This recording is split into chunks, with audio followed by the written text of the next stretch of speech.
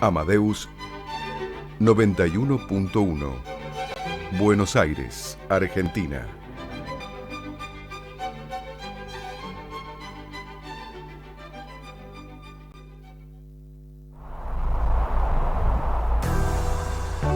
A partir de este momento comienza Segunda Convocatoria, el programa de la propiedad horizontal.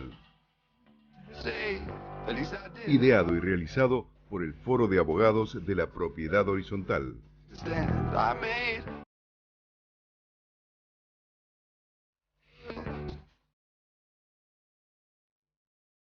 Muy buenas tardes, una nueva emisión de Segunda Convocatoria, el programa de la Propiedad Horizontal, ideado y realizado por el Foro de Abogados de la Propiedad Horizontal. 30 de agosto del año 2023, como siempre aquí en vivo por FM Radio Amadeus 91.1, hora 19:04, 22 grados 1, una temperatura más que primaveral, un día hermoso aquí en la capital federal, la capital de la República Argentina, la ciudad autónoma de Buenos Aires. Emisión 117, tercera temporada de nuestro programa, y ya rápidamente paso a saludar al compañero del foro que se encuentra aquí a mi derecha en el estudio central de Radio Amadeus. ¿Qué tal? ¿Cómo te va, Gustavo? ¿Qué tal, Jorge? ¿Cómo estás? Un saludo grande a los oyentes. Muy bien, también saludamos a los compañeros que hoy no van a estar presentes en la audición, los doctores Sebastián Areitio, Héctor Hugo Bregman y no sabemos si Hugo Milione va a aparecer, ¿no? Milione. El fantasma Milione. Por ahí aparece, le decimos allí a Ricardo Piñero en los controles, que de paso los saludamos como siempre, que si llega a llamar el doctor Milione, bueno, no sé, vamos a pensar si le damos entrada para que opine sobre el tema que vamos a tratar hoy. Doctor Griffi, si le parece, ¿cuáles son los medios de contacto con la radio y con el Foro de Abogados de la Propiedad Horizontal? Perfecto, vamos con los medios de contacto entonces del foro. Nuestra página web www.forodeabogadosph.com.ar, nuestro mail forodeabogadosph@gmail.com, Facebook Foro de Abogados de la Propiedad Horizontal, Twitter e Instagram @forodeabogadosph. Y vamos con las líneas directas a la radio por cualquier consulta o mensaje que nos quieran dejar, el 4300-0114 y la línea 50 31 98 01. Muy bien, nos escuchan también por la web de la radio www.radioamadeus.com.ar, por la aplicación de la radio que se denomina Amadeus, la pueden bajar de la tienda de los celulares en cualquiera de sus dos versiones, se escucha con una alta fidelidad. Si nos quieren escuchar o no nos escuchan en directo ahora y lo quieren hacer en diferido a partir de las 20, un poquito más pasadas las 20, es decir, después de nuestro programa, van a encontrar esta audición cargada en la pestaña de nuestro programa Segunda Convocatoria, el programa de la Propiedad Horizontal, en la web de la radio, que repito es www.radioamadeus.com.ar. Seguramente en los próximos días van a encontrar también la versión audiovisual de este programa en el canal de YouTube del Foro de Abogados de la Propiedad Horizontal. Buscan en YouTube Foro de Abogados de la Propiedad Horizontal, van a encontrar este programa y ya varios anteriores, muchos anteriores. Los últimos dos no los tenemos todavía cargados, los últimos 2 de agosto, pero seguramente en los próximos días vamos a tener ya los 3, los 2 faltantes más. Dice que el de hoy. Que si ganaba Racing los cargaban, si no, no. Sí, los cargábamos a lo de Boca, pero sí, además cargábamos los programas. El fin de semana hubo un robo, no sé si estuvo en la ciudad de Buenos Aires o en aledaños, hubo un robo terrible, muy grande, en la ciudad de Avellaneda, precisamente.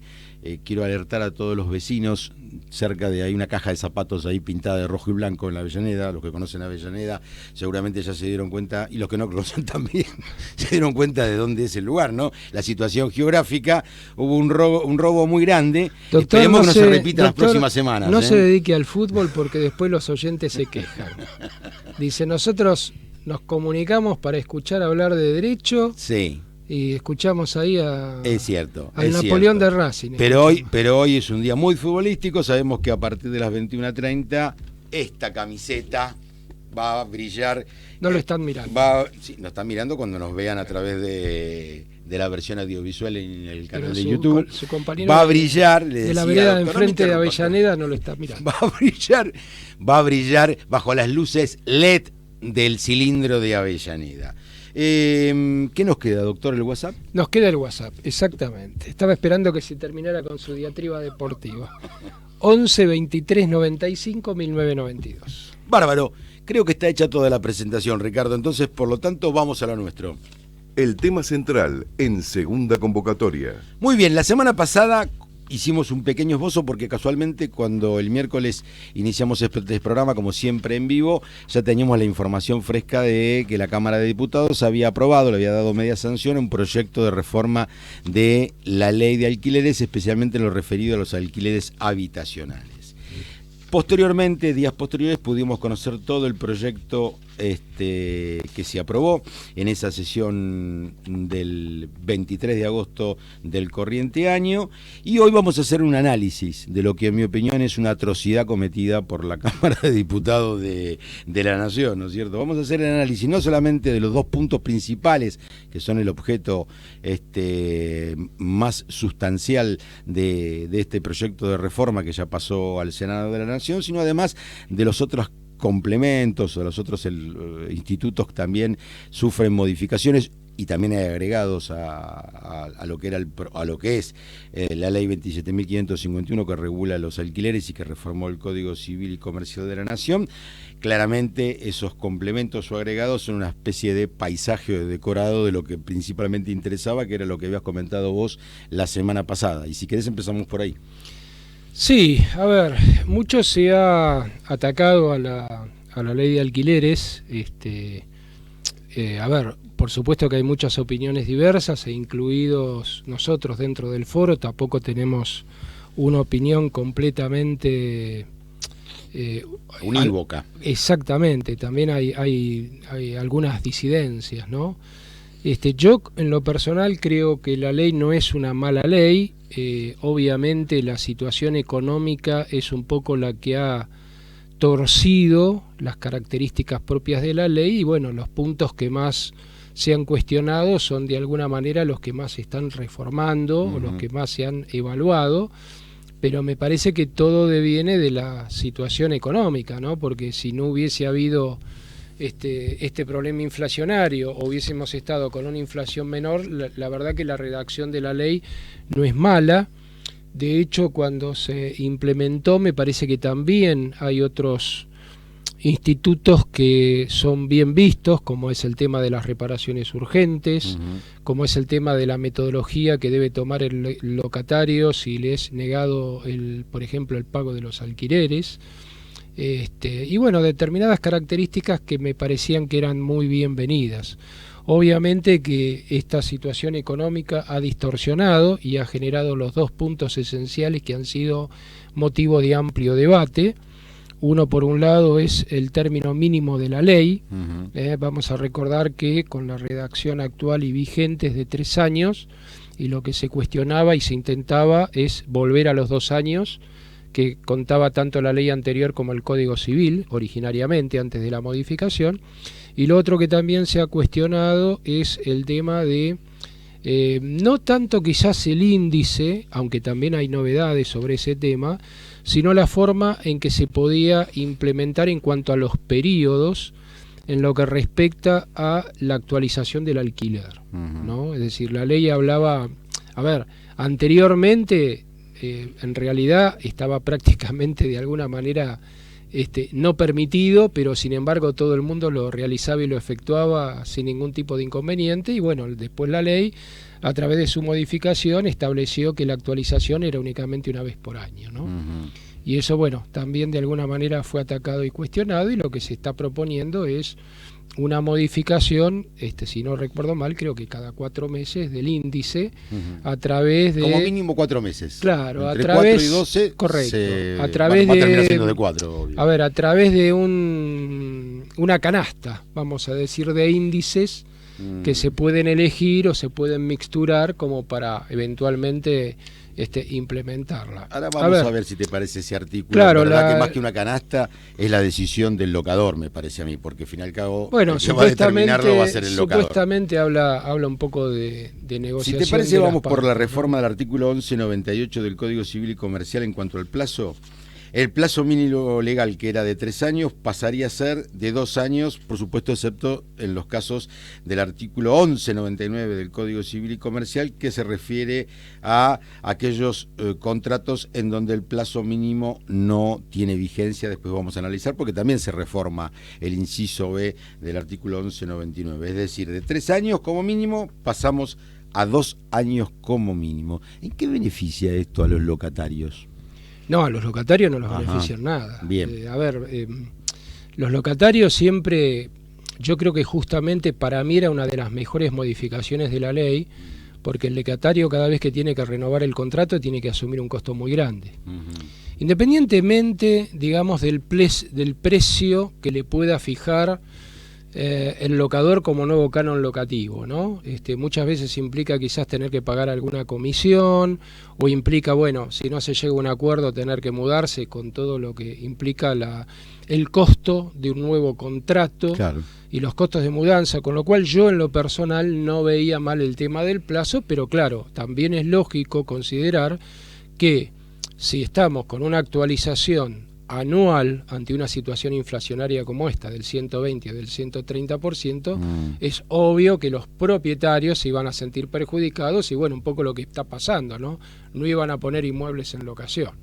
¿Es por eso? Porque se ven perjudicados por el índice, que no están los inmuebles en locación. Si querés lo charlamos un poquito más adelante, pero te diría esto, bueno, me decís que no encontrás, por supuesto, argumento a favor del locatario con respecto al plazo mínimo, y con respecto al locador, ¿tiene algún efecto favorable? Y bueno, es el que te acabo de comentar recién. Yo creo que el ¿recibir locador, ante la propiedad? A ver, yo creo que el locador está ante la posibilidad de poder, digamos, plantear otro tipo de actualización, o si estima que a pesar de la actualización el contrato es bajo, directamente fijar un nuevo precio. Claro, fijar un nuevo precio. Entonces me parece que la ventaja estaría dada para el locador, y creo que principalmente porque esto fue impulsado desde el comienzo. Esta ley fue atacada desde el comienzo, desde antes del comienzo de su vigencia, cuando se estaba discutiendo un proceso que duró alrededor de 4 años previos a la sanción y promulgación de la ley. La ley fue atacada especialmente en mi opinión, por las corporaciones inmobiliarias y también por lo que se denomina el mercado de la construcción, especialmente aquellos que tienen un gran stock inmobiliario en su haber. Y entendían que, por supuesto, toda regulación del Estado siempre es mal vista, aun cuando perjudique, mejor dicho, cuando trata de beneficiar a la parte más débil en la relación contractual. Entienden que aquí no hay un desequilibrio, cuando me parece que el desequilibrio es más que evidente, cuando el mundo hoy determina que estos contratos ya son considerados contratos de consumo, ¿no? Estamos hablando de alquileres habitacionales, ¿no? Es decir, un derecho básico, derecho de primera o de segunda generación, no estamos hablando de algo muy avanzado. Pero que lamentablemente en la República Argentina no se pueda garantizar y no se pueda cumplir, ¿no es cierto? Es decir, es muy grave la situación de las familias y las personas en el país que no tienen acceso a la vivienda. Primero porque, por supuesto, no pueden adquirirla, no pueden ser propietarios. Hoy se habla de alrededor de 29, en un promedio, ¿no? 29 años de ingresos promedios para poder adquirir una unidad de menos de 60 metros cuadrados. Sí, a ver, coincido, la verdad que es una locura. Bueno, es imposible acceder a una vivienda, no es como era en la época de nuestros padres o de nuestros abuelos. También hay que reconocer que hay un cambio de la mentalidad, ¿no? Hoy los jóvenes, al margen de que no puedan, directamente no piensan en una adquisición de vivienda. Pero tampoco pueden acceder al alquiler. Bueno, en esta situación tampoco pueden acceder al alquiler. En muchos casos no pueden acceder al alquiler. Yo creo que, es decir, quizás lo que no se previó fue la respuesta del mercado, que es un poco lo que pasó ante esta situación, y obviamente tampoco la mayoría consideramos o evaluamos que la situación inflacionaria iba a ir cada vez peor. Pensábamos que se iba a mantener o que en una de esas le iban a poder bajar un poco, ¿no? Quizás lo que hubo es una falta de respuesta del Estado con medidas complementarias para evitar justamente o la modificación de la ley o la derogación, porque ojo que había también muchas pautas, muchos criterios para intentar derogarla, que bueno, al final no se pudo, y al no poder derogarla, lo que se planteó, como parche es la modificación de este par de artículos. Y en eso fue muy firme el espacio y el candidato ganador en las primarias, que planteaba la derogación, y por eso directamente no votó este tema la semana pasada en la sesión de diputados. Lo cierto es que tiene posibilidad de ser reformada. Vamos a ver qué pasa en el Senado. Ayer se reunieron, no pudieron llegar a acuerdos porque el bloque oficialista, el bloque mayoritario en la Cámara Alta, no quiere hacer estas modificaciones, y se está buscando algunos puntos de consenso o agregados a este proyecto. Ya dijimos lo del plazo mínimo, que se reduce a 2 años. Siempre hay que tener en cuenta que me parece que también la fuerza más importante en cuanto a búsqueda de reducción del plazo mínimo tiene que ver, siempre en mi opinión, estoy hablando por supuesto desde lo personal, en el interés de las corporaciones inmobiliarias, del sector inmobiliario. Bajar 1 año el piso mínimo de los contratos implica que se baje 1 año la posibilidad de renovación del contrato o de un nuevo contrato, y eso implica comisión inmobiliaria. Sí, por eso te decía que entendía que le causa perjuicio a los locatarios, ¿no? Bien. El tema de las excepciones al plazo mínimo legal contenidas en el artículo 1199 del Código Civil y Comercial de la Nación también fue modificado, ¿no?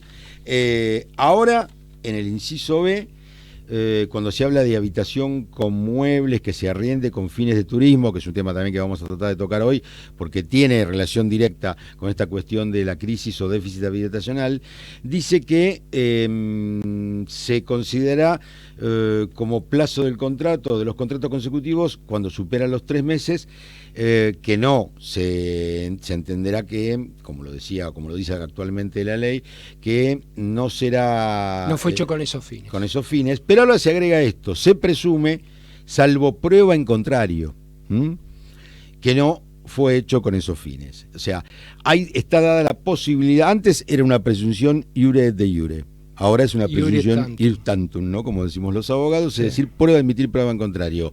En una situación, y esta es una consulta que te hago, una pregunta, a ver qué te parece a vos, en una situación de grave crisis como la actual, ¿es muy difícil obtener la prueba en contrario por parte del locador cuando le dice, si usted quiere seguir en el... Por parte del locatario.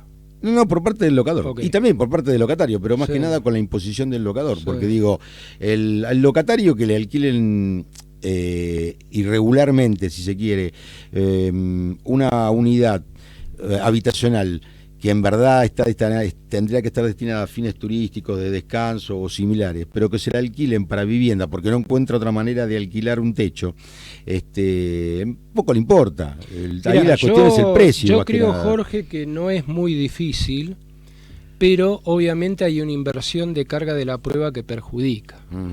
Es decir, esto le implica al interesado, que me parece que más que nada en este caso sería el locatario, de tener que realizar todo un movimiento en el ámbito jurídico, buscar abogado, asesorarse, gastar dinero, en tratar de alguna manera de atacar esta presunción que ahora está invertida. No, claro, pero digo, cuando el locador quiere cubrir esta situación, es decir, yo sé que estoy actuando fraudulentamente, ahora tengo una forma de... Antes renovaba el contrato por un tiempo después de los 3 meses y era indefectible que el contrato se reputara en contra de la ley porque el máximo establecido era de 3 meses. Hoy, si convengo o impongo de alguna manera al locatario, decir, mire señor, vamos a hacer un acta, un acuerdo, un convenio donde usted me aduce lo que fuere, que está haciendo un tratamiento médico y por lo tanto ese tratamiento médico va a durar más de 3 meses, que puede ser el colegio los de estudios, los chicos, la cercanía de todo, infinidad de cuestiones de trabajo sí. temporarios, etcétera. O sea, venga, fírmemelo antes porque si no, yo no se lo voy a renovar y tampoco se lo voy a alquilar por 3 meses porque mi idea no es alquilarlo por 3 meses, es alquilarlo de manera permanente, renovada y en lo posible sin interregnos de vacío. Igual ahora tampoco tendría demasiado sentido ese juego si se está permitiendo la actualización cada 4 meses. Pero no es lo mismo el valor de un alquiler temporario que el valor de un alquiler Sí, habitacional pero tradicional. me parece que en realidad los propietarios, yo creo que en líneas generales, sí, está bien, vos te vas a reír, como te reí la vez pasada y me vas a decir que estoy viendo Netflix y qué sé yo. Pero es que sos muy espectador de pero Netflix. Y de todas las plataformas. Bueno, con más razón. Pero si las partes, digamos, en muchos casos actúan con buena fe.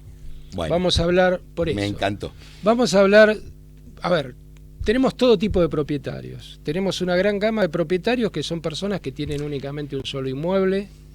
Sí, no sería el caso. Pero bueno, que lo ponen en alquiler. Otra cosa distinta son las corporaciones o lo que vos estabas hablando, refiriendo.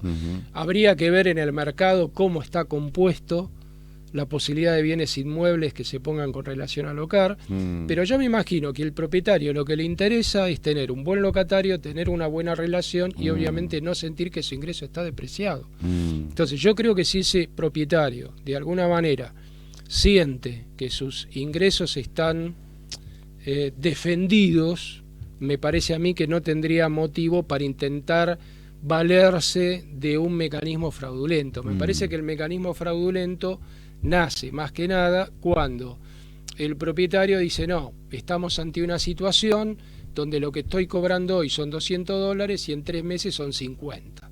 Entonces tengo que buscar un mecanismo de defensa. Ante ese mecanismo de defensa, que es, digamos, el Titanic se hunde, sálvese quien pueda, es donde empiezan a manejarse las variables fraudulentas. Creo yo en líneas generales. Sí, puede ser creo que yo en sea líneas así, generales. por lo menos en los casos donde pero, el locatario no es un multilocatario, sino obviamente, el multilocador, sino es una persona. Claro, pero es obviamente, el tradicional matrimonio de abuelitos. Bueno, que casi, sí, de abuelitos. Que ya creo que casi ni se ve, hay más abuelitos inquilinos que abuelitos propietarios. Pero, tal cual, pero sí coincido con vos que no me parece una solución feliz haber invertido la carga de la prueba. La otra reforma al 1199 es que en el inciso D antes se decía exposición, es otra de las excepciones al plazo mínimo legal. Decíamos que el artículo en el inciso D dice actualmente exposición u oferta de cosas o servicios en un predio ferial, y ahora se modificaría por las locaciones de puestos en mercados o ferias. No sé bien qué cambia, pero, sí, no pero cambia bueno. mucho, vamos a la cuestión, si te parece, de los ajustes. Bien. Que sería el artículo 14 de la ley, que se modifica a través del artículo 6 de este proyecto de reforma con sanción por la Cámara de Diputados.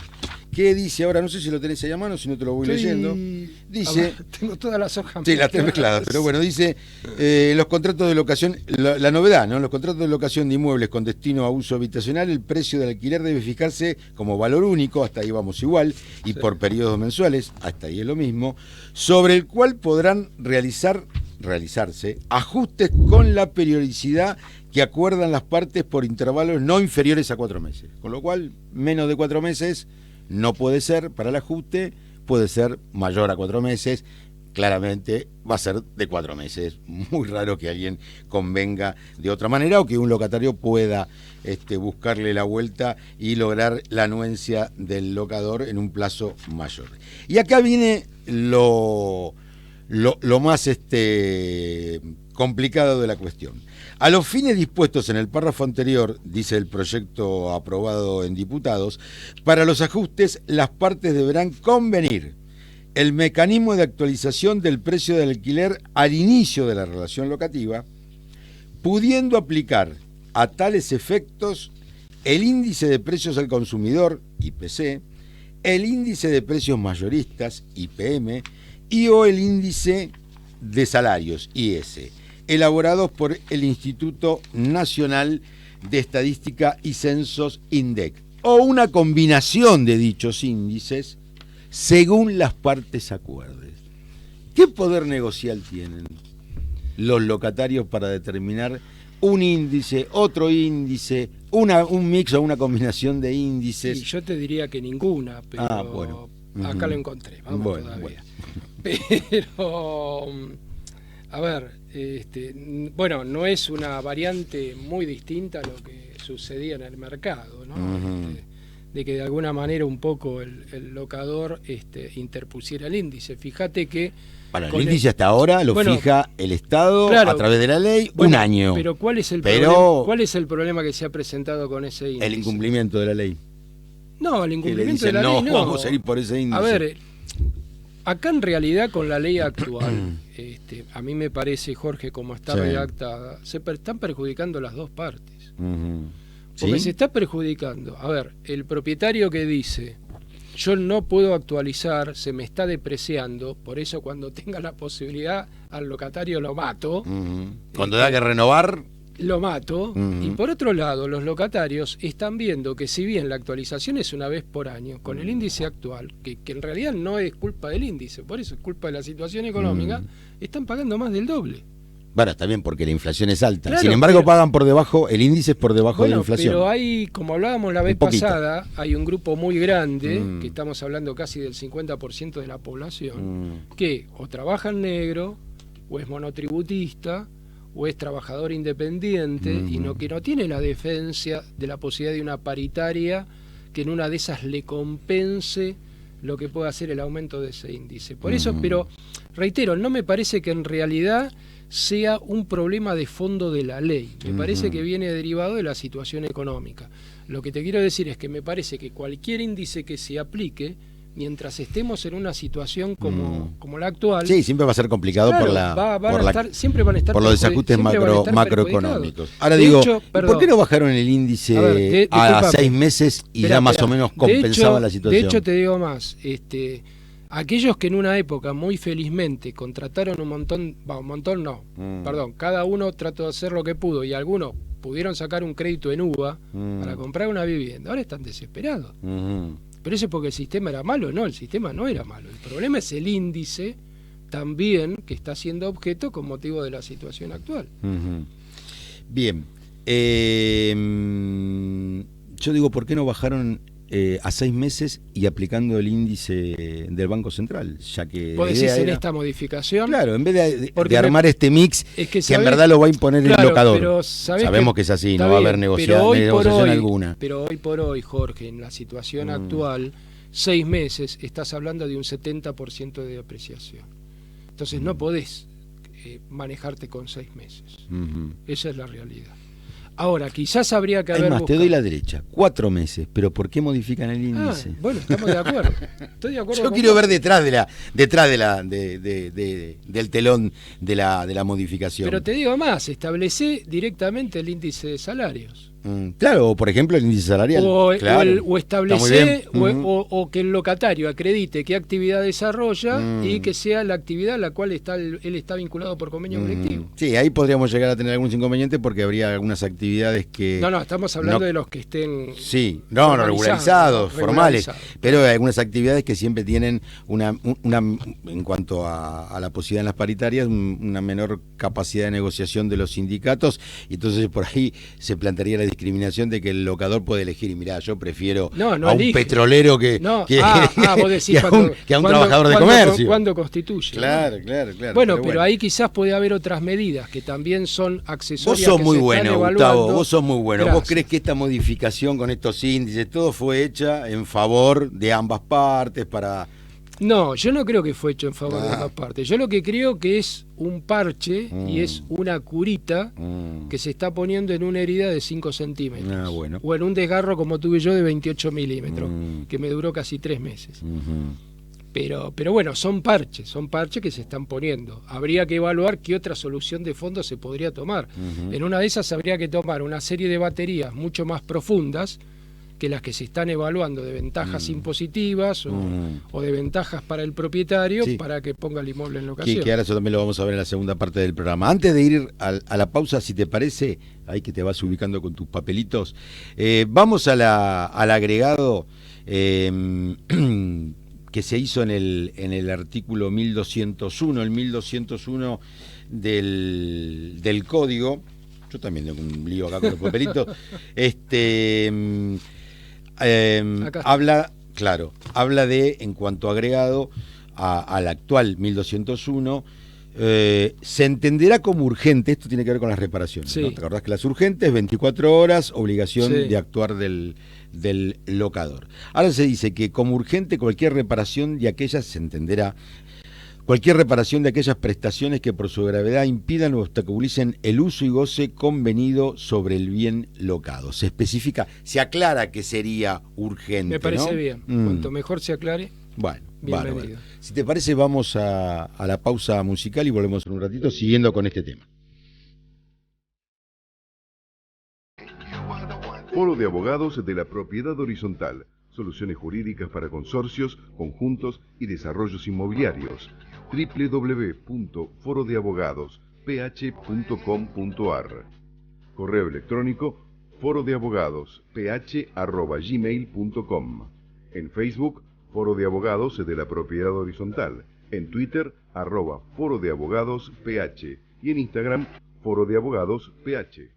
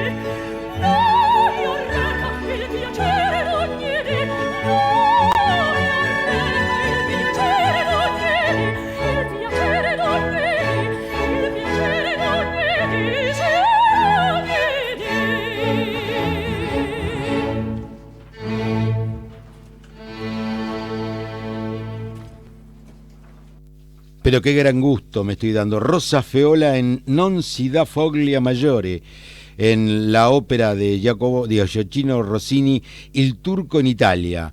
Esta es una versión grabada en el año 2021, en octubre precisamente de ese año, en el Teatro alla Scala de Milán, con la batuta del maestro Diego Fasolis. Rosa Feola, nacida el 21 de mayo, ¿vos naciste el 18? Yo el 20, así que es más o menos de nuestra misma época en cuanto a la fecha de nacimiento, del año 1986. Es una soprano italiana. Gioacchino Antonio Rossini, nacido en 1792, fallecido en 1868, fue un compositor italiano que ganó fama por sus 39 óperas, aunque también escribió muchas canciones, algunas piezas de música de cámara, piano y algo también de música sacra. Esto, como dijimos, es un aria, en verdad una cavatina, de Il Turco en Italia, que es una ópera bufa en 2 actos que fue influenciada por Così fan tutte de Mozart. Es uno de los mejores ejemplos del estilo característico de Rossini. Fue estrenada en el mismo teatro en que Rosa Feola cantó este aria en el año 2021, en la Scala de Milán, el 14 de agosto de 1814. Non si dà foglia maggiore, no das mayor locura, es una cavatina, es decir, un aria con la que en una ópera italiana cada personaje y por lo tanto cada intérprete se presenta en escena. Corresponde al acto 1. ¿Por qué non si dà foglia maggiore o Il Turco en Italia? Porque se estrena el martes que viene en la temporada lírica del Colón esta ópera de Rossini. La opinión en segunda convocatoria. Muy bien, seguimos 19:40, justo por encima de 40, y vamos a, si te parece, doctor Gustavo Orifi, continuamos con el análisis de la reforma con media sanción en diputados de la semana pasada a la mal llamada, pero así comúnmente conocida o popularmente conocida, ley de alquileres, especialmente en lo referido a las cuestiones habitacionales. ¿Qué otra reforma tenemos? Lo que tiene que ver con la resolución anticipada, 1221 del Código Civil. Así es, la reforma, propuesta con media sanción, dice: el contrato de locación puede ser resuelto anticipadamente por el locatario. A. Si la cosa locada es un inmueble y han transcurrido 6 meses de contrato, debiendo notificar en forma fehaciente su decisión al locador con al menos 1 mes de anticipación. Si hace uso de la opción resolutoria en el primer año de vigencia de la relación locativa, debe abonar al locador en concepto de indemnización la suma equivalente a 1 mes y medio. Ajá. De alquiler al momento de desocupar el inmueble, y la de 1 mes si la opción se ejercita transcurrido dicho lapso, bien, considerándose para su cálculo el valor equivalente al mes locativo en que se entrega el inmueble. Ahí está la reforma, esa parte, ese parrafito, considerándose para su cálculo el valor equivalente al mes locativo que se entrega el inmueble, porque antes no se decían, ahora no se dice nada. Entonces, como hubo conflicto, ¿a qué mes correspondería que pague la indemnización, esta sanción que establece la ley?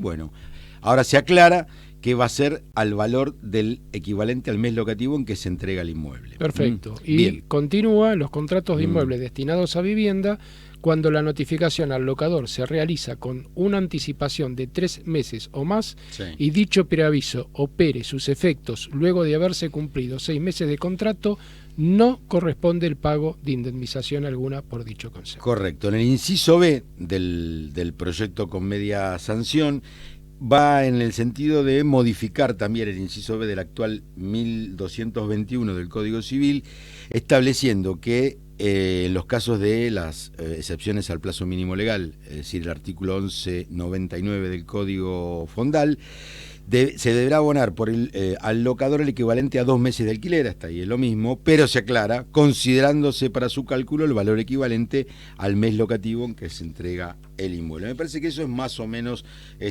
razonable en cuanto a lo que se quiere modificar. Otra cuestión tiene que ver con el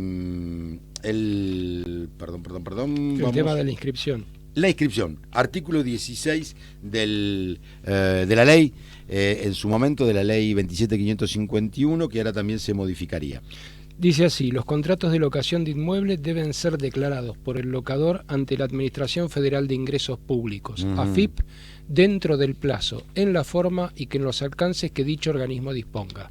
La Administración Federal de Ingresos Públicos, AFIP, debe disponer un régimen de facilidades para la registración de contratos vigentes. Y ahí muere el artículo, porque el 16 original, que está vigente actualmente, tiene algunas otras cuestiones que me parecen interesantes. Por un lado, creo que hacía referencia que no se puede iniciar las acciones legales sin que estuviera... en verdad sí se podía, pero había que pedir un informe al juez. Vamos si parece por parte. Por un lado, el actual artículo 16 de la 27.551 establece que el incumplimiento del locador lo hace pasible de las sanciones previstas en la ley de procedimiento tributario, la 11.683. Es decir, que si no cumplo yo, si se aprueba este proyecto, se transforma en ley y por lo tanto se vaya a aplicar este nuevo artículo 16, por un lado, si yo como locador no denuncio el contrato a la AFIP, no tengo ninguna sanción. Con lo cual, amigos, de aquí en adelante, cualquiera que tenga que hacer una declaración jurada ante el órgano fiscalizador, etcétera, no la haga, porque debería decir,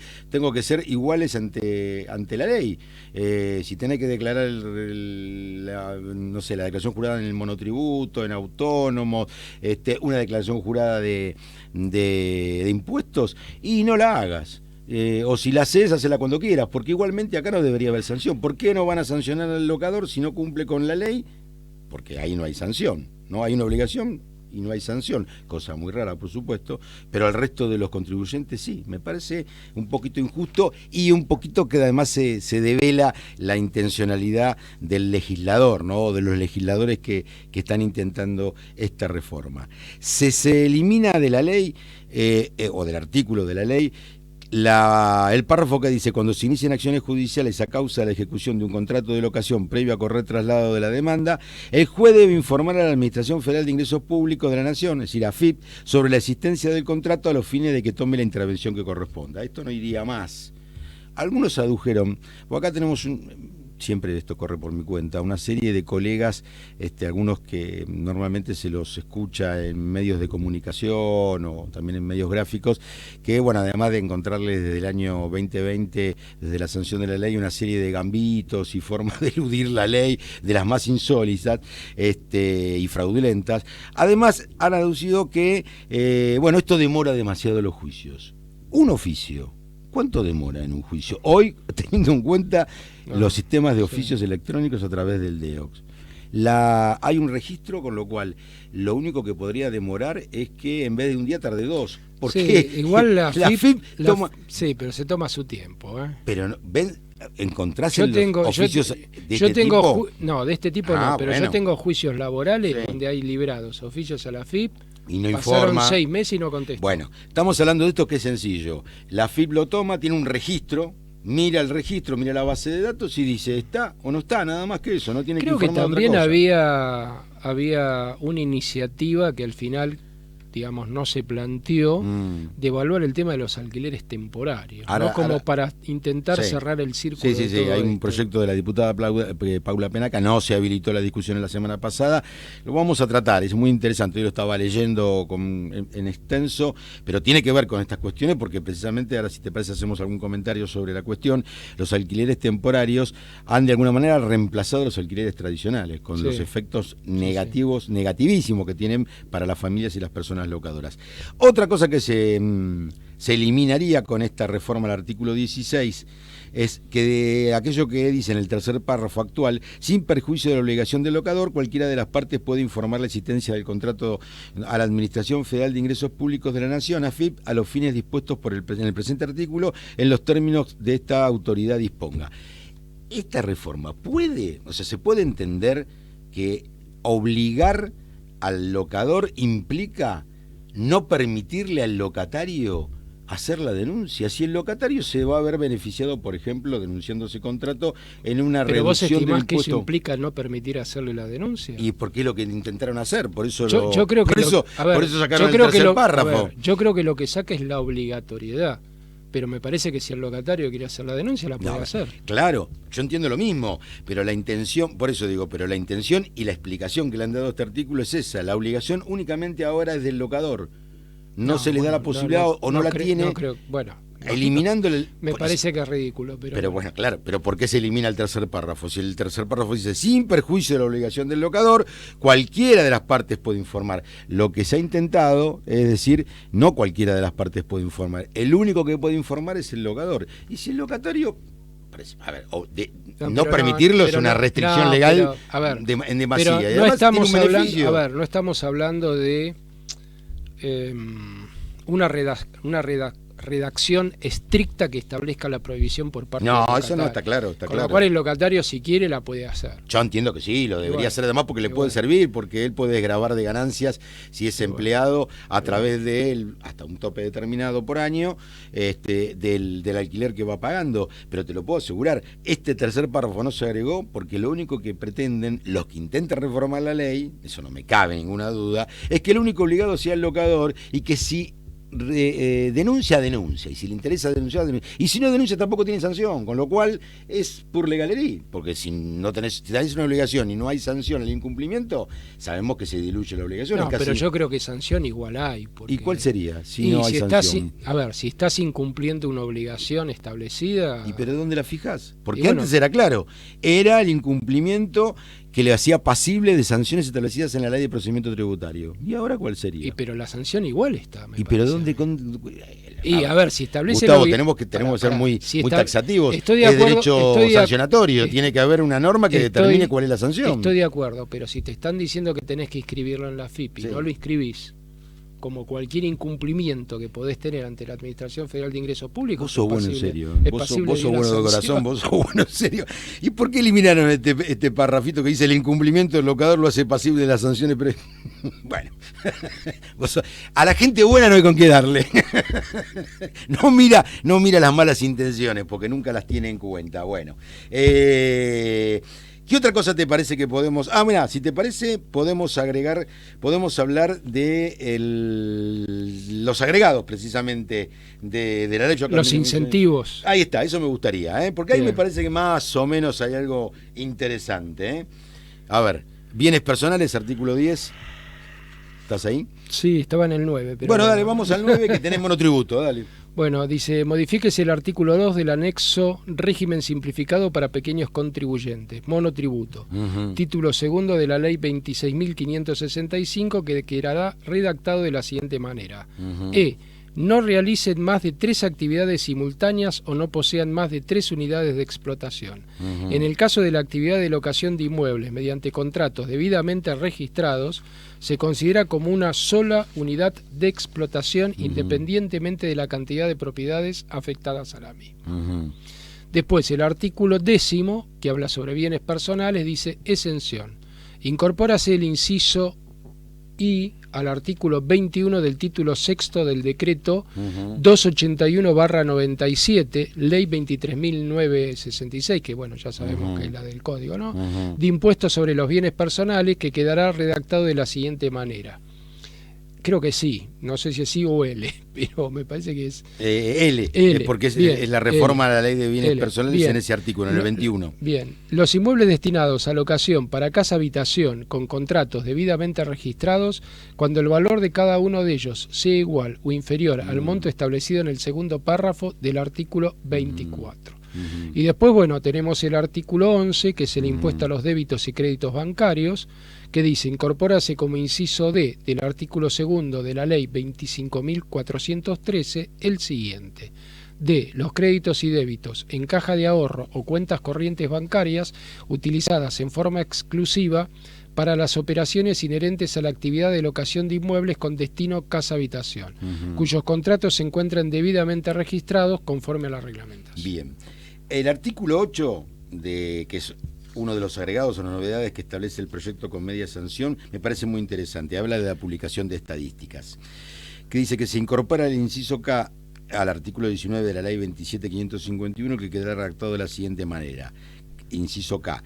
Relevar y difundir de manera periódica y actualizada información estadística sobre la situación de locaciones con fin habitacional en la República Argentina, identificando demanda locativa y cantidad de hogares inquilinos, y sobre la demanda habitacional de alquiler social, beneficiarios alcanzados y las medidas adoptadas para su cumplimiento. El día que logremos eso, cambia la historia. No, esto está muy bien, pero ni siquiera debería hacer falta que un artículo lo estableciera. Está bien, debería pero el día que se logren esas estadísticas cambia la historia, porque ahí se van a develar un montón de secretos, entre comillas, que hoy parecen verdades reveladas. ¿Sabes? Lo que nos olvidamos que es muy importante y tiene que ver con el fallo que hoy traemos a colación para analizar, en la reforma al artículo 1196 del Código, en el inciso A, cuando habla de locación habitacional.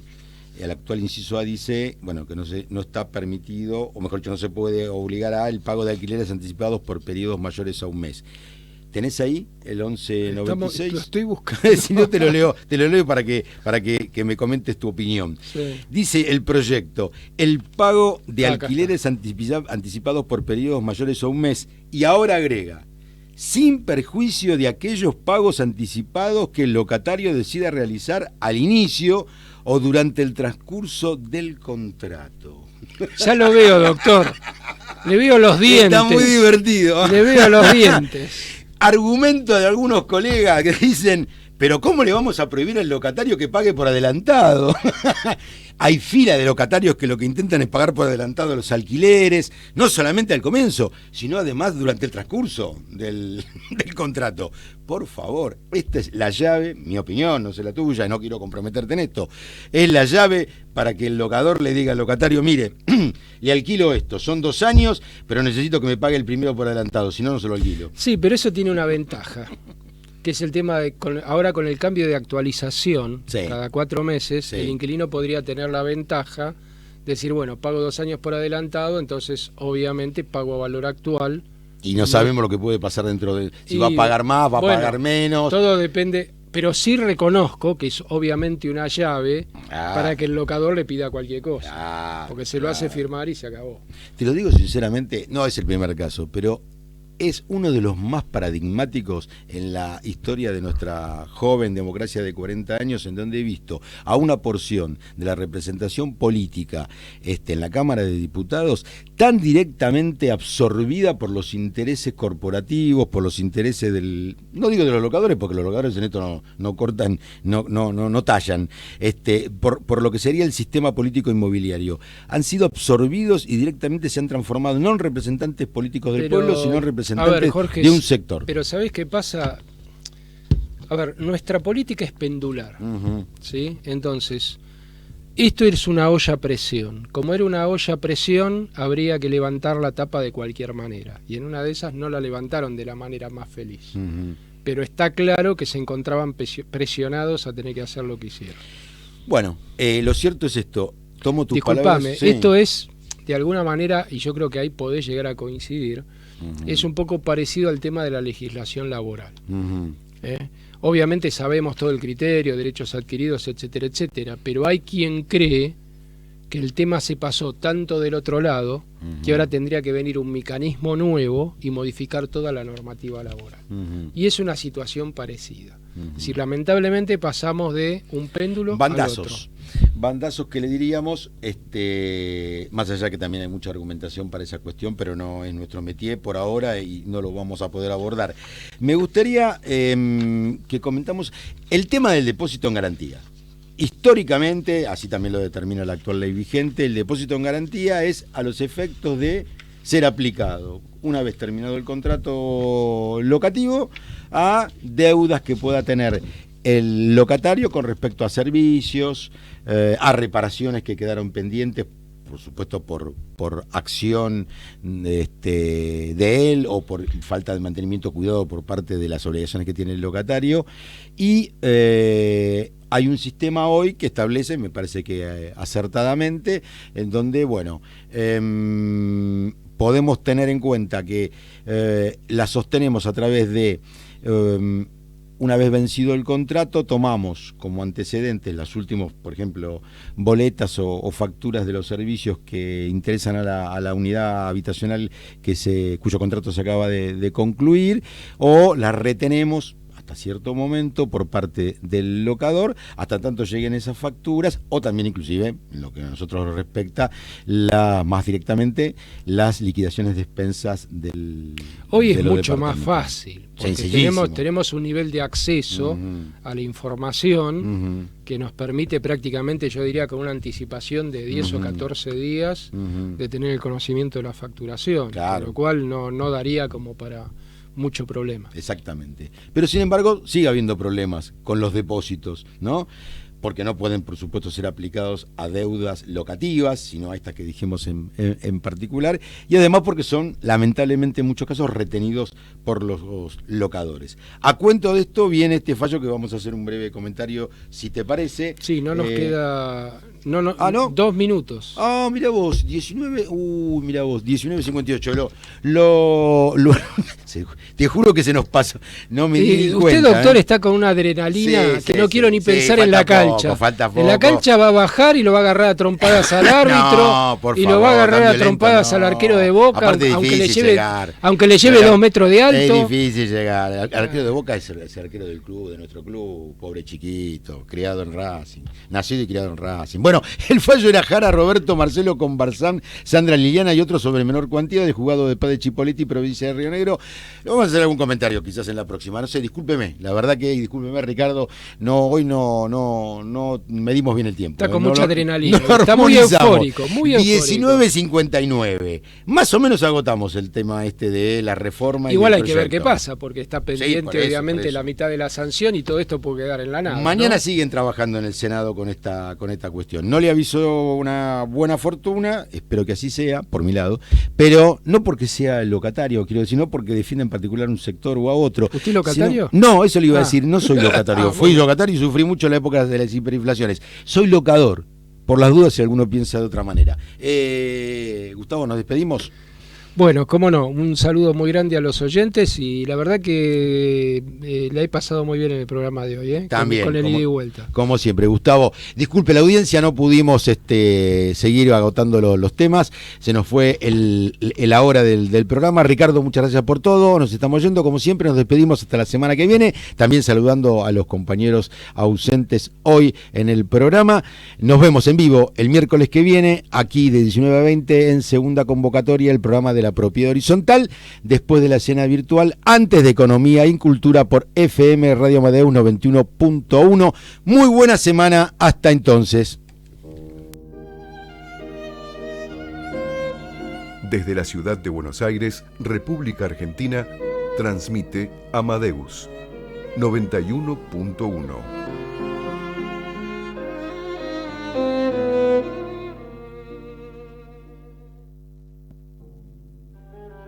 Si circula en auto,